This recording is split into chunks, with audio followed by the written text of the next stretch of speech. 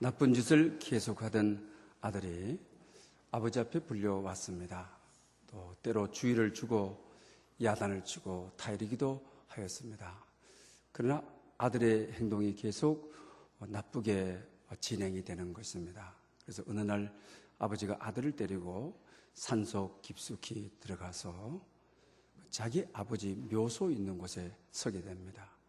그리고 조상들께 내 자식을 훈련을 잘못시켜서 죄송하다, 그러면서 사죄를 하는, 참여하는 시간을 가집니다.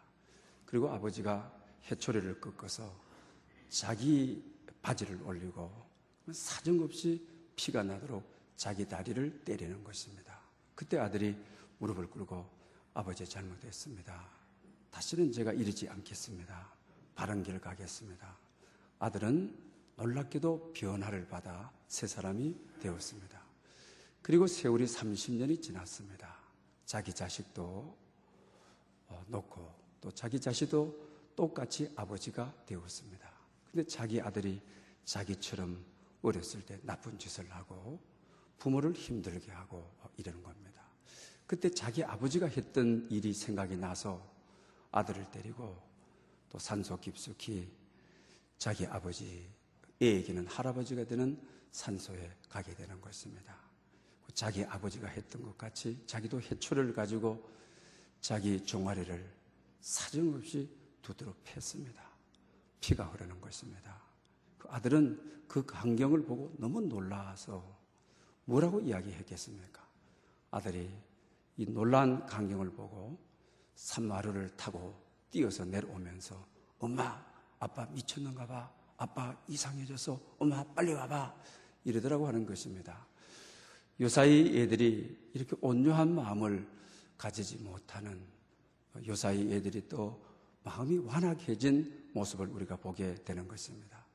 오늘은 특별히 우리가 팔복 가운데 온유한 자는 복이 있나니 땅을 기업으로 받을 것이며 온유한 자 땅을 기업으로, 이런 제목으로 말씀을 드리려고 합니다.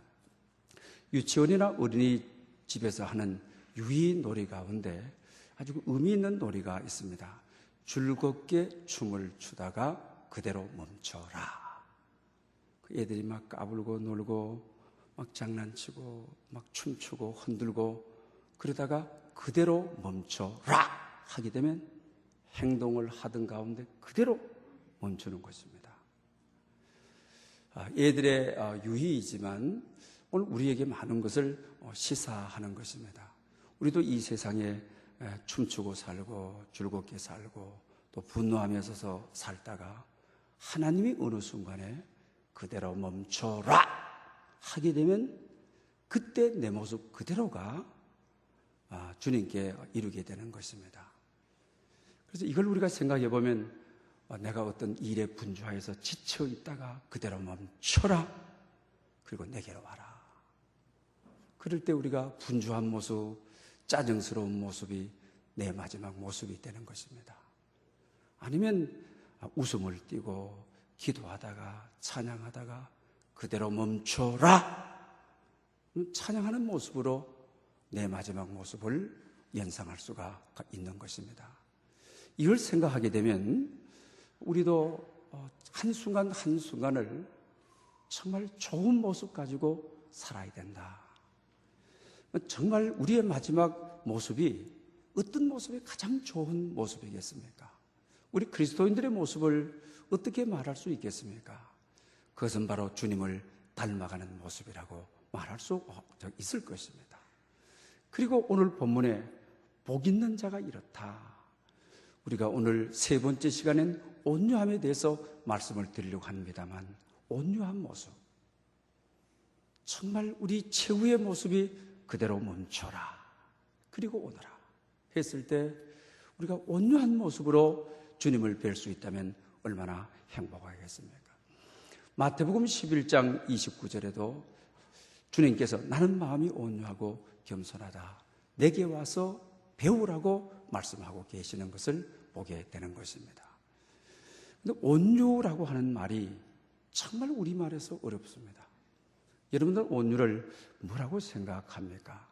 부드럽다, 또 친절하다.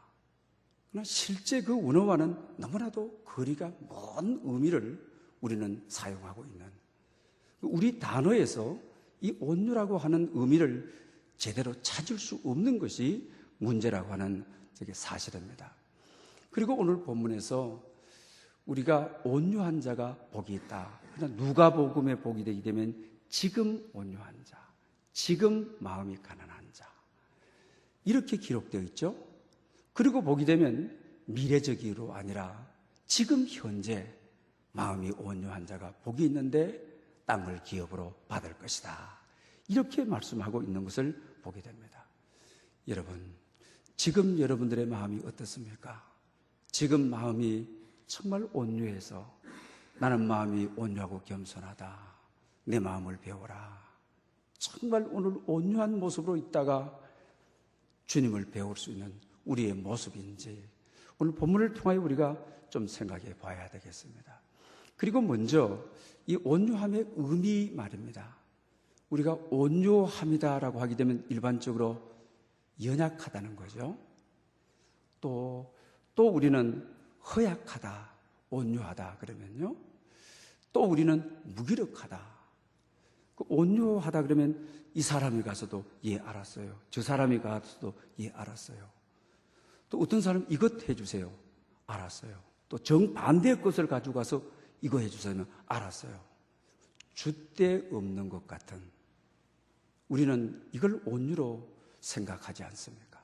또 바깥에서 봤을 때 그 온유하다, 그렇게 우리가 느껴질 수가 있다라고 하는 사실입니다. 원래 이 양이라고 하는 것은 유순하잖아요. 대부분 짐승들은 다 길을 잃게 되면 길을 찾습니다만 양은 어리석고 그래서 길을 잘 찾지 못하지 않습니까? 반드시 목자가 있어야 길을 찾게 되는 것입니다. 그러나 성경이 말하는 이 그리스어로 프라우스라고 되어 있습니다.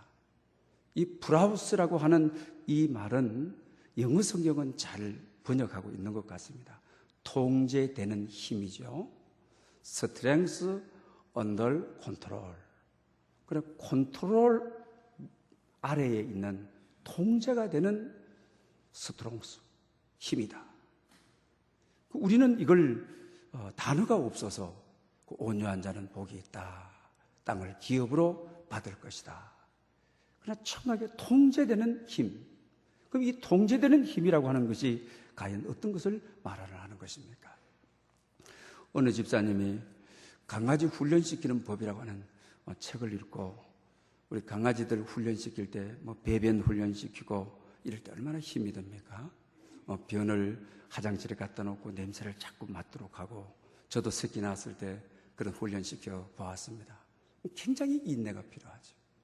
또 조금만 잘하게 되면 칭찬을 합니다. 그죠? 머리를 쓰다듬으면서 잘했어, 옳지 이럽니다. 그러면 훈련이 돼요. 근데 그 훈련을 시키면서 자기 남편, 이 사악한 남편이 딱 성강처럼 떠오르면서 옳지. 내가 강아지도 훈련을 시켰는데 내 남편 강아지 훈련시키는 법으로 훈련을 한번 시켜봐야 되겠다. 그래서 남편이 조금만 잘할 때마다 진짜 칭찬을 퍼부었습니다.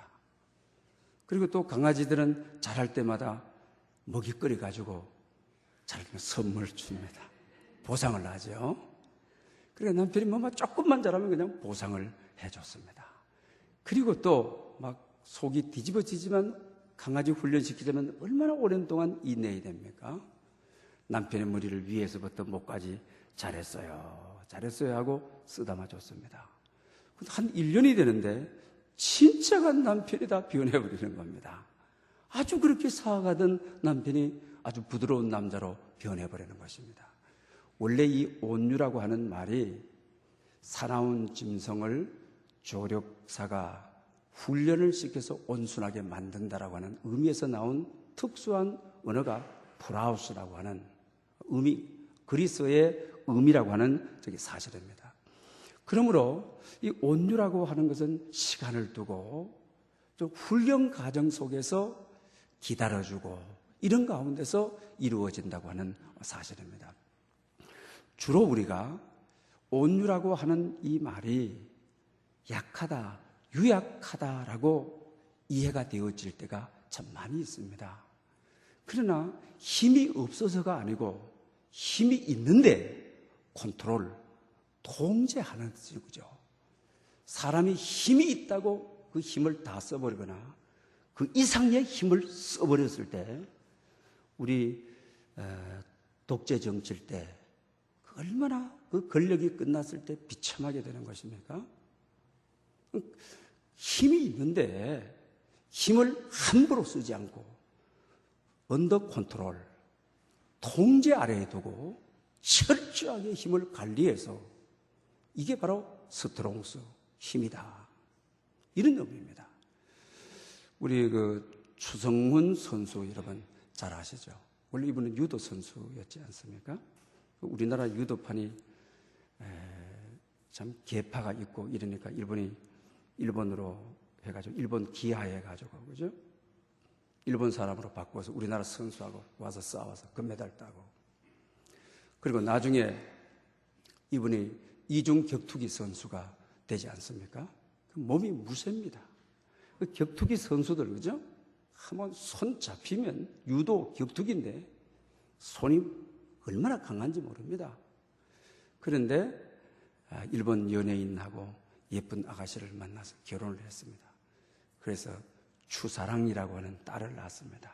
그래서 여러분 요새 TV에도 애기들 저러는 프로그램도 많이 나오지 않습니까?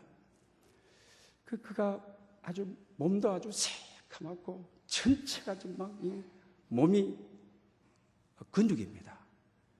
그런데 승리를 하고 사랑이 예쁜 애기, 아주 애기죠. 그러면서 아빠 손에다가 줍니다.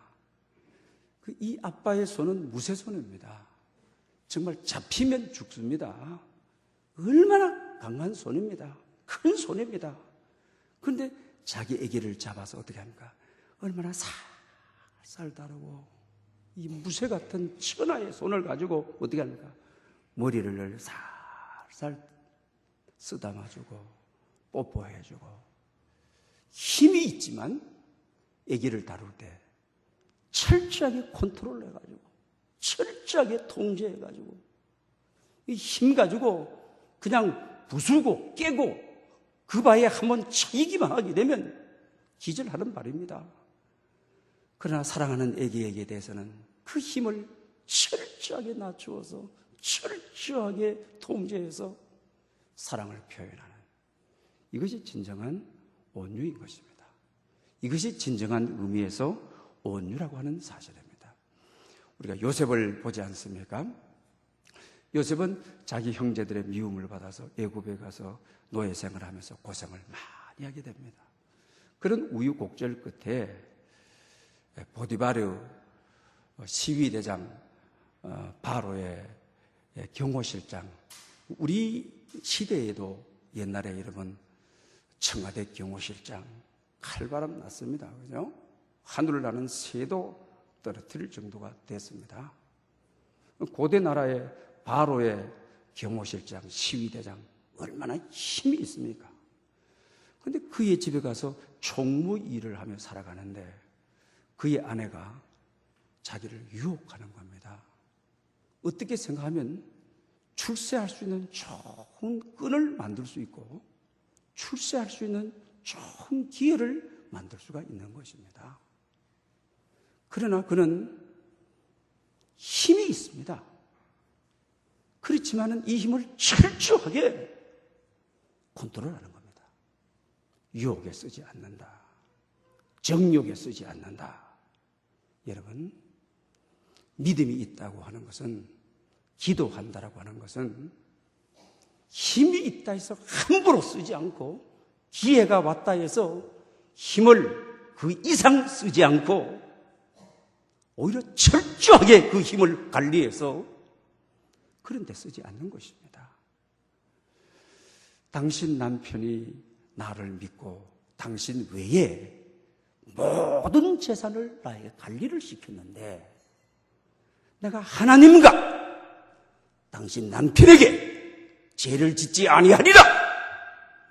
죄를 이기는 힘, 이게 온유입니다. 이게 스트렝스 언더 컨트롤이라고 하는 것입니다. 통제되는 힘이라고 하는 것입니다. 이 힘이 진정한 힘인 것입니다. 기회가 있다 하여 죄 짓는 데 힘을 쓰고 정욕의 힘을 쓰고 욕망의 힘을 쓰고 그렇다면 이것은 온유가 아닌 것입니다. 그래서 결국 오늘 본문이 말하는 대로 땅을 기업으로 받을 것이며 그래서 결국 애굽의 총리가 됩니다. 정말 땅을 기업으로 받습니다. 얼마나 애굽에서 바로 다음으로 높은 지위에 오르게 되는 것입니다. 얼마나 이게 놀라운 일입니까? 그리고 총리 대신이 되었을 때에 가장 두려워하는 한 사람이 있었을 것입니다. 누구였겠습니까? 보디발의 아내였을 것입니다. 왜? 자기가 모함해가지고 감옥에 갖다 넣어버렸는데 그런데 감옥에서 꿈 해석해가지고 나오게 되어서 총리 대신까지 들었으니 야, 이 요셉이 자기 남편에게 있는 대로 다 이야기해버리면 아마 이 보디발의 아내는 잠을 자지를 못했을 것입니다. 아, 이제 내가 죽게 되었구나. 저 말 한마디에 내 운명이 달렸구나. 얼마든지 보복할 수 있었습니다. 총리 대신이 되어 자기의 힘을 힘껏 그 이상 쓸 수가 있었습니다. 그러나 철저하게 그는 진정 힘 있는 사람, 온유한 사람, 끝까지 그 힘을 쓰지 않고 자기를 감옥에 쳐넣었지만은 그를 고발하지 않고 침묵하여 그 가정을 지키도록 하는 이것이 바로 온유라고 하는 것입니다. 또 그뿐만 아닙니다. 총리 대신이 딱 되어서 7년 흉년이 들었는데 팔레스타인 지방에 유태인들 가문에 먹을 것이 없습니다. 형님들이 자기를 다 찾아와서 자기 앞에 큰 절을 하고 꿈에 꿨던 것처럼 말입니다. 11단이 일어나서 자기에게 절하는 것처럼 자기 꿈꾼 대로 꿈이 이루어지는 순간입니다. 자기는 딱 우리가 자기 형님인 줄 한눈에 딱 들어옵니다. 형님들은 총리가 요셉인 줄 지금 모르고 있는 것입니다. 그렇게 어린 나이에 울매불매 날 팔지 말라고 그런 매정했던 형들은 자기를 팔아 그것도 애굽 대상들에게 돈 주고 판 얼마나 괴롭겠습니까? 기회는 왔다. 원수는 외나무 다리에서 만난다 되면은 꼼짝 못하게 내 손에 들어왔구나. 이때도 그는 힘을 함부로 쓰지 않았습니다. 이때 자기 힘 이상으로 쓸 수도 있습니다. 죽여버릴 수도 있습니다. 혼낼 수도 있습니다. 그러나 그는 통제되는 힘, 온유함. 그의 모습을 보게 됩니다. 그래서 결국 어떻게 합니까? 고대 근동지방에 흉년이 왔을 때 유대민족뿐만 아니고 세계 열방을 먹여 살리는 양식을 공급해주는 땅을 기업으로 받으리라. 그 말씀이 그대로 이루어진 것을 우리는 성경을 통해서 보게 된다고 하는 사실입니다. 요사이 우리 시대에 와서 어떻습니까? 힘도 없으면서도 힘 있는 척 해가지고 얼마나 힘을 잘못 쓰는 경우가 얼마나 많습니까? 이제는 내 차지가 됐다 싶어서 필요 이상의 힘을 써버려서 하를 덮어쓰는 이들이 얼마나 많습니까? 정상에 올랐을 때 이제 손발 사람들 손봐야 되겠다고 하는 이들 얼마나 많이 있습니까? 여러분, 힘은 함부로 쓰는 것이 아닌 것입니다.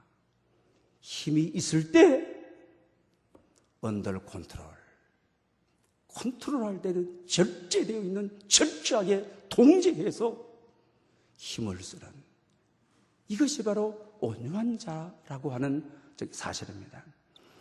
이사야 42장 2, 3절에 예수님의 온유성에 대해서 말씀을 잘 하고 있는 것을 봅니다. 그는 외치지 않는다. 목소리를 높이지도 않는다. 소리가 들리게 하지도 아니한다. 상한 갈대를 꺾지 아니하신다. 꺼져가는 심지를 끄지 아니하신다. 이렇게 기록돼요. 십자가에 돌아가실 때 옆에 있는 사람들이 좀 변명하시오! 좀 죄 없음을 증명하시오! 왜 침묵합니까? 왜 입을 다물어 놓고 계십니까? 이러죠. 죄 없으신 예수님께서 십자가에 돌아가시면서 목소리를 높이지 않으셨다. 소리 지르지 않으셨다. 그러나 옆에 있는 사람은 너무 답답한 거예요. 죄 없는 당신이. 왜 좀 큰 소리로 변명 한번 내보십시오. 외마디 소리라도 한번 질러보십시오. 그러나 주님은 성경에 보면 그러죠. 12천사, 12군단을 불러서 내가 나를 십자가에 죽이는 로마 군인들을 죽여버릴 수도 있고 그들을 혼낼 수도 있다. 철저하게 온유하신 것입니다. 이게 진정 사랑인 것입니다. 하늘의 천사를 움직이는 그분께서 하늘의 천사를 끌어다가 바람 한 번으로 로마 군인들을 다 쓸어버리고 십자가상에서 뛰어내릴 수 있었습니다. 그러하지 아니하신 이유가 그래야 인간의 죄를 사하시고 인간을 형벌에서 구원하시고 그럴 수 있기 때문인 것입니다. 또 뿐만 아니고 성경이 말한 대로 상한 갈대를 꺾지, 그 당시 갈대가 흔했지 않습니까? 그 당시 갈대는 바람 부는 대로, 그 당시 병에 걸린 사람, 예루살렘 바깥에 쫓겨 있는 사람들, 인간 대접받지 못하는 변두리 사람들, 주님 오셔서 가장 먼저 그들을 천국 강주리에 담는 것이 병자들이었습니다. 죄인의 대명사였던 세리들이었습니다. 오히려 그들을 꺾지 아니하시고 어떻게 싸매어 주시고 붙들어 주시고 힘이 있지만 힘이 없어서가 아니고 천지를 창조한 힘이 있지만 그 힘 있는 손으로 살살 성령의 기름을 부으시고 싸매우시고 치유하시고 그래서 결국 천국의 백성이 되도록 하신 것입니다. 또 꺼져가는 심지도 끄지 않으신다. 저희들이 중학교 2학년 정도에 전기불이 들어왔거든요. 그때까지는 호롱불, 여러분 호롱불 아시는지 모르겠어요. 호롱이 있습니다. 석유를 붓고 심지를 꼽아가지고 위에 놓고 심지에다 불을 붙이면 공부를 합니다. 그때도 그 석유 한 방울을 얼마나 아끼는지를 모릅니다. 그런데 이 심지가 타버리게 되면 또 나무 꼬쟁이라도 심지를 또 위로 올려줘가지고 불이 타면 불이 밝히면 공부를 합니다. 그러다가 마지막에 심지가 이제 다 없어져 버릴 때가 심지를 갈아 끼워야 돼요. 이제 다른 때는 뭐 공부를 하다가 심지를 이렇게 올리면 되지만 심지를 갈아 끼우는 것은 학생들이 못 하거든요. 그래서 우리가 공부하다가 심지를 갈아 끼우려고 보니까 심지가 이제는 없으니까 에라이 잘 됐다. 그건 잡으려야지. 왜 공부 안 하고 잤냐면 뭐 심지가 다 타가지고 그럼 그 말이 통하거든요. 예. 그런 시절 있었잖아요. 그럼 우리가 심지가 다 탈라 그러면 인간의 심리는 어때요? 후! 잡으려야지. 왜 잤느냐 하면은 심지가 다 탔다고 해서 잤어요 하면 뭐 말할 말이 없으니까요.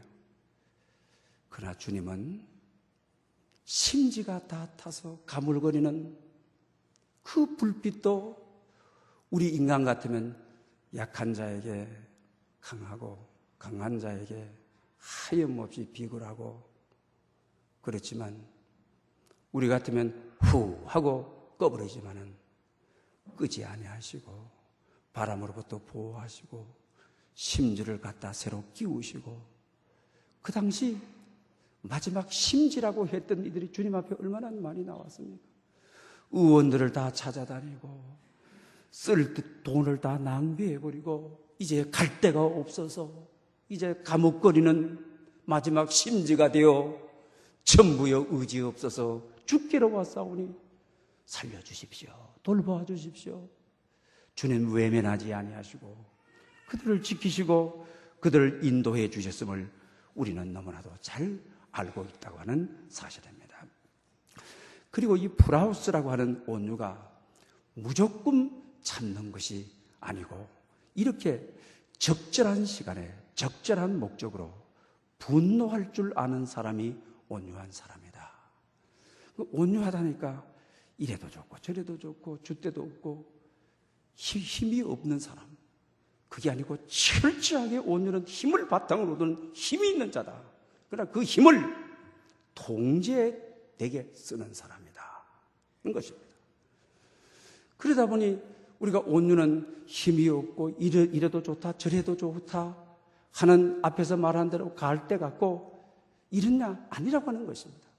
적절한 시기에 정당한 목적을 위하여 분노할 줄 아는 사람이 온유하다.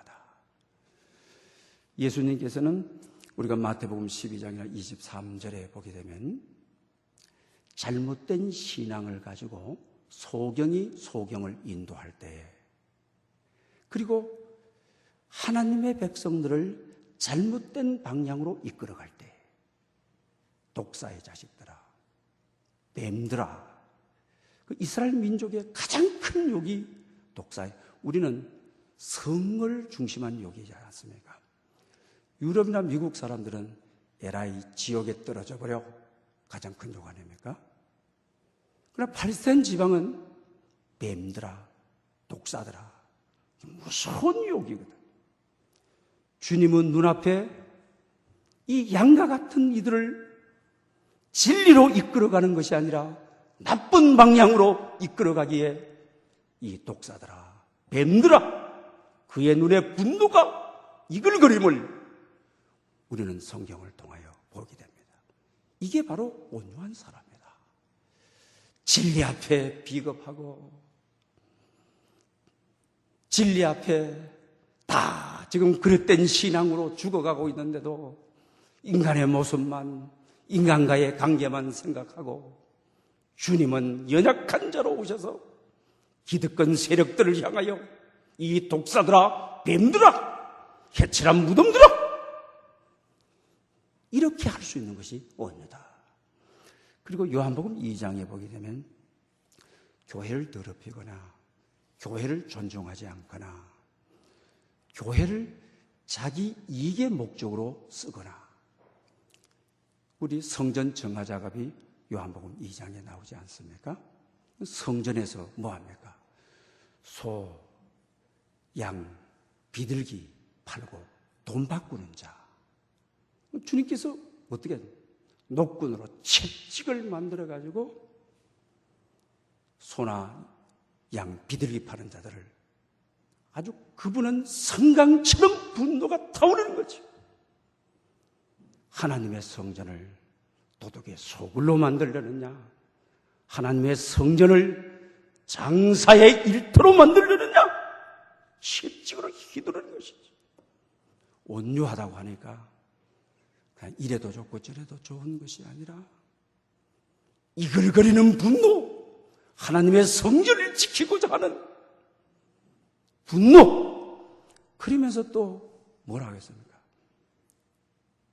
돈을 바꾸는, 그 당시에는 성전에 세금을 낼 때 로마 돈을 세겔로 바꾸어야 되죠. 그 세겔만 성전에 내는 것이죠. 그때 그들이 어쨌든 밥상을 들어 엎어버리고, 그리고 주님께서 이들을 바깥으로 내쫓으면서 하나님의 성전을 이렇게 하라느냐? 성전을 존중하지 않는, 성전을 자기의 장사의 이익으로 돈을 바꾸어주는 그런 마진으로 보고자 하는 그들을 향하여 이글거리는 분노, 의분이라 그러죠. 의로운 분노, 이것을 가져야 온유한 자다. 이렇게 말해요. 우리 교회를 이제 짓고 대부분 이제 우리는 회사에다가 돈을 주지 않습니까? 그런데 회사에다 이제 돈을 다 이제 들였습니다. 회사가 우리 토목공사, 뭐 땅을 파고 이런 일을 하는 그분들에게 돈을 안 준 겁니다. 그러니까 주일날 아침인데 이 교회 앞을 전부 다 트럭으로 다 세워서 들어가지도 나가지도 못하도록 해버렸습니다. 그때 우리 교회 김용현 지사님이 트럭 앞에 딱 누워가지고 나를 지나서 들어가라. 교인들 주차장 못 들어가더래요. 그때 제가 그래 보고, 내가 하려고 그랬는데, 김용인 주사가 한다고. 그래서 내가 전날 설교 때 그랬거든요. 아마 다음 주일날 그런 일이 있을 거다. 내가 제일 먼저 누울 테니까 다른 분들은 다 알아서 하라고 그랬는데, 그릇이 주차장 입구에 트럭 갖다 세우나 딱 누우더니, 나를 밟고 가시오. 그러면 어떻게 되나? 여러분, 하나님의 성전을 지키겠다고 하는, 하나님의 성전에 정결케 해야 되겠다고 하는 주님의 의분, 채찍으로 또 뿐만 아니라 상을 뒤엎어버리고 거룩한 분노, 의로운 분노, 이건 우리에게 있어야 되는 거예요. 앞으로 우리 교회를 섬기다가 때로는 교회 지으면서 이런 일 저런 일 다 우리가 여러분 겪습니다. 또 이단이 들어와서 혼란이 있는 교회도 있습니다. 또 기타 다른 곳으로 여러분 교회를 위해서는 주님 자신도 의분을 내시고 주님 자신도 교회를 위하여 이게 온유라고 브라우스라고 하는 이걸 우리가 이제서는 알아야 되는 거예요. 모세 한번 보십시오. 민수기 12장 3절에 보면 세상에서 모세보다 온유함이 승한 자가 없다. 세상에서 제일 온유한 자다. 말하고 있는 것을 우리가 보지 않습니까? 그런데 모세가 자기 아버지가 양아버지입니다. 피투성이로 나일강에 떠내려와서 공주에 의해서 바로 왕궁에 들어가서 키워줬거든요.